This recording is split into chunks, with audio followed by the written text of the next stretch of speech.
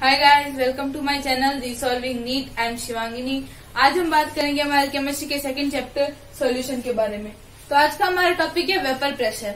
Vapour pressure क्या होता है? जब हम किसी भी चीज को, जैसे मान लीजिए हम पानी को जब हम गर्म करते हैं तो क्या होता है, उसमें वेपर बनती है, वाटर वेपर्स बनते हैं, पानी भाप बन के उड़ता है।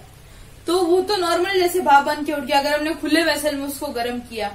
वही अगर जिस भी बर्तन में हम उसको गर्म कर उसको हम ऊपर से कवर कर दे तो क्या होगा, वो जो वेपर है वो उस जो कवर है उसको हटाने के लिए प्रेशर लगाएगा उसके ऊपर ताकि वो हट जाए। तो वो जो प्रेशर होता है उसी को हम वेपर प्रेशर बोलते हैं। वेपर के द्वारा जो प्रेशर लगाया जाता है उसको हम वेपर प्रेशर बोलते हैं। अब हमने बात की, इस चैप्टर में हम सारे लिक्विड सॉल्यूशन पढ़ेंगे। लिक्विड सॉल्यूशन यानी ऐसे सॉल्यूशन जिनमें सॉल्वेंट लिक्विड हो। अगर लिक्विड सॉल्वेंट होगा तभी तो वो सॉल्यूशन लिक्विड फेज में होगा। तो गैस इन लिक्विड का सॉल्यूशन की बात हमने पिछले वीडियो में कर ली थी। अभी हम बात करेंगे लिक्विड इन लिक्विड सॉल्यूशन या सॉलिड इन लिक्विड सॉल्यूशन। तो पहले हम बात करते हैं vapour pressure of liquid liquid solution, जिसमें सॉल्वेंट भी लिक्विड हो और सॉल्यूट भी लिक्विड हो। तो ऐसे सॉल्यूशन के लिए मान लीजिए इसके दो कंपोनेंट है।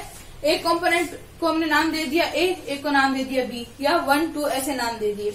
तो इनके पार्शियल वेपर प्रेशर, इनका पार्शियल वेपर प्रेशर क्या हो गया, P1 और P2। P1 हो गया पहले कंपोनेंट का पार्शियल वेपर प्रेशर और P2 हो गया दूसरे कंपोनेंट का वेपर प्रेशर।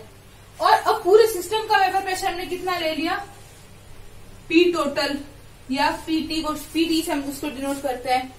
नेक्स्ट उसके मोल फ्रैक्शन। अब पहला जो कंपोनेंट है उसकी मोल फ्रैक्शन हमने मान लिया X1 और दूसरे के मान लिया हमने X2। तो ये सारे हमने जो गिवन डाटा है वो हमारा। अब इसके बाद में एक फ्रेंच साइंटिस्ट आए थे, राउल्ट। उन्होंने क्या एक लॉ दिया था लिक्विड लिक्विड सॉल्यूशन के लिए। अब मोस्टली जो लिक्विड होते हैं हमारे वो वॉलेटाइल होते हैं, यानी वो वेपर में कन्वर्ट हो जाते हैं, तो उनको हम बोलते हैं वॉलेटाइल लिक्विड। तो उन्होंने वॉलेटाइल सॉल्यूशन के लिए ये अपना लॉ दिया था, राउल्ट्स लॉ। वॉलेटाइल सॉल्यूशन यानी जिसमें सॉल्यूट और सॉल्वेंट दोनों ही वॉलेटाइल हो, यानी दोनों ही वेपर में कन्वर्ट होते हो। तो राउल्ट्स लॉ के अकॉर्डिंग क्या है कि अगर वॉलेटाइल सॉल्यूशन है तो उसमें हर कंपोनेंट का जो पार्शियल वेपर प्रेशर होगा वो उसके मोल फ्रैक्शन के डायरेक्टली प्रोपोर्शनल होगा, यानी P is directly proportional to X। अब हम अगर पहले कंपोनेंट के लिए बात करें तो उसके लिए हमारे पास क्या आ जाएगा, P1 is directly proportional to X1। जब भी प्रोपोर्शनल हटाएंगे तो प्रोपोर्शनैलिटी कांस्टेंट आएगा, उसको हमने नाम दे दिया P1 नॉट। ये हो गया हमारी इक्वेशन फर्स्ट। ये P1 नॉट क्यों है, क्योंकि हमने प्रोपोर्शनल हटा के कांस्टेंट लगाया। नेक्स्ट वही सेकंड कंपोनेंट जो है हमारा वो P2 डायरेक्टली प्रोपोर्शनल हो जाएगा X2 के। वैसे यहाँ पे भी प्रोपोर्शनैलिटी कांस्टेंट आएगा P2 नॉट X2। ये हो गया हमारी इक्वेशन सेकंड। तो ये हमने दो इक्वेशन निकाल ली। अब हमें पता है कि जो पूरा वेपर प्रेशर होगा, टोटल वेपर प्रेशर होगा, वो क्या होगा, P total equals to P1 plus P2। ये डाल्टन का प्रेशर लॉ है। अब PT क्या गया, हम P1 और P2 की वैल्यू पुट कर देंगे तो क्या हो गया, P1 not X1 plus P2 naught X2। अब यहाँ पे X1 और X2 दोनों अलग अलग आ रहे हैं। अब अगर हमें इन दोनों को एक ही टर्म में लिखना हो तो हम कैसे लिखेंगे, हमें पता है कि X1 plus X2 equals to क्या हो गए, 1 होते हैं। कैसे हुआ, अब X1 क्या, जैसे मान लो कोई X1 क्या होता है, मोल फ्रैक्शन। ठीक है, तो हमने मान लिया कि पूरे सॉल्यूशन के 5 मोल है टोटल, उसमें से जो पहला कंपोनेंट है उसके 3 मोल है। तो X1 को कैसे लिखेंगे, 3/5 mole of component upon total mole of solution plus, अब पहले के 3 मोल है तो दूसरे के कितने होंगे, 2 मोल, 2/5। तो इनको हम जब ऐड करेंगे तो कितना आएगा, 1 आएगा। तो यानी कहने का मतलब ये है कि हम यहाँ पे कोई भी रेशियो ले ले, X1 प्लस X2 की वैल्यू हमेशा कांस्टेंट रहेगी, वो 1 आएगी। तो अब हम यहाँ से X1 की वैल्यू निकाल लेंगे। तो हमें चाहिए X1 की वैल्यू, तो वो क्या आ जाएगी, 1 माइनस X2।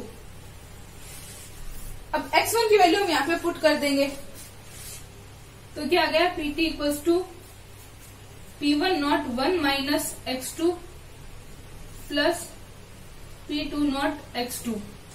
अब हम इस P1 के अंदर मल्टीप्लाई करेंगे तो P1 not minus P2 naught x2 sorry P1 not x2 P2 naught x2। तो अब हम यहाँ से x2 कॉमन ले लेंगे, तो क्या आ जाएगा PT equals to P1 naught plus x2, ये कॉमन ले लिया। अब यहाँ पे P2 प्लस का है और P1 माइनस का है, तो हम सीधा लिख देंगे P2 not minus P1 not. तो ये राउल्ट्स लॉ के अकॉर्डिंग हमारा टोटल वेपर प्रेशर आ गया किसी भी वॉलेटाइल सॉल्यूशन का। इसी वेपर प्रेशर के अकॉर्डिंग राउल्ट ने ये ग्राफ दिया था। अब इसमें क्या है, एक्स डायरेक्शन में हमने ले रखा है मोल फ्रैक्शन और वाई डायरेक्शन में हमने ले रखा है वेपर प्रेशर। तो यहाँ पे जो पहला कंपोनेंट है उसके मोल फ्रैक्शन की वैल्यू हमने 1 मान ली, तो अगर पहला 1 हो गया तो दूसरा ऑब्वियसली 0 होगा। यहाँ पे हम पुट करके देखते हैं, अगर x 1 हो गया तो x2 0 होगा, 1 माइनस 1 0 हो जाएगा, और यहाँ पे x1 को हमने 0 माना है तो x2 1 हो जाएगा। तो ये जो फर्स्ट लाइन है हमारी ये हो गई, ये शो करेगी P2 को यानी सेकंड कंपोनेंट के पार्शियल प्रेशर को, और ये जो सेकंड लाइन है वो P1 को शो करेगी यानी फर्स्ट कंपोनेंट के पार्शियल प्रेशर को। फिर यहाँ पे टोटल वेपर प्रेशर आ जाएगा P1 प्लस P2। तो ये वॉलेटाइल सॉल्यूशन के लिए यानी लिक्विड लिक्विड सॉल्यूशन जिसमें दोनों सॉल्यूट और सॉल्वेंट दोनों ही वॉलेटाइल हो, दोनों वेपर में कन्वर्ट होते हो। अब हम आगे देखेंगे जब सॉलिड इन लिक्विड होगा यानी सॉलिड मोस्टली वॉलेटाइल नहीं होते, बस कुछ एक होते हैं, तो उसको हम कंसीडर करते हैं non volatile solution. Solid in liquid के वेपर प्रेशर को देखने से पहले हम ये एक और चीज देखते हैं, Raoult's law as special case of Henry's law. अभी हमने पढ़ा था राउल्ट्स लॉ क्या होता है, पहले की वीडियोस में हमने पढ़ा था कि हेनरी लॉ क्या होता है। तो दोनों को अब हम कंपेयर करते हैं कि दोनों में क्या रिलेशन है। अब हेनरी लॉ के अकॉर्डिंग क्या होता है कि जो पार्शियल प्रेशर है वो मोल फ्रैक्शन के डायरेक्टली प्रोपोर्शनल होगा और प्रोपोर्शनैलिटी कांस्टेंट आता है KH। राउल्ट्स लॉ भी यही बोलता है कि जो पार्शियल वेपर प्रेशर है वो मोल फ्रैक्शन के डायरेक्टली प्रोपोर्शनल होगा। तो दोनों की थ्योरी सेम है, बस दोनों में फर्क आ रहा है कि हेनरी लॉ में जो आ रहा है प्रोपोर्शनैलिटी कांस्टेंट वो है KH और राउल्ट्स लॉ में जो प्रोपोर्शनैलिटी कांस्टेंट आ रहा है वो है P0। तो अगर कोई ऐसा स्पेशल केस हो जिसमें KH की वैल्यू जो है वो P0 के इक्वल हो तो वहां पे राउल्ट्स लॉ है वो और हेनरी लॉ वो दोनों एक हो जाते हैं। यानी अगर किसी भी सॉल्यूशन के लिए कोई ऐसी स्टेज आ जाए, चाहे हम उसको टेम्परेचर में कन्वर्ट करके मान सकते हैं क्योंकि हमें पता है कि अलग अलग टेम्परेचर पे KH की वैल्यू अलग अलग होती है, तो हम टेम्परेचर को सेट करके अगर KH की वैल्यू P0 के इक्वल लाके रख दें तो दोनों की वैल्यू इक्वल हो जाएगी। यानी राउल्ट्स लॉ और हेनरी लॉ के अकॉर्डिंग उसका वेपर प्रेशर या जो पार्शियल प्रेशर है वो सेम आएगा। नेक्स्ट हम बात करते हैं vapour pressure of solid in liquid. अब इसमें ऐसा सॉल्यूशन की हम बात करेंगे जिसमें सॉल्वेंट तो क्या हो लिक्विड हो और सॉल्यूट क्या हो सॉलिड हो। तो अब हम वॉलेटाइलिटी की बात करते हैं।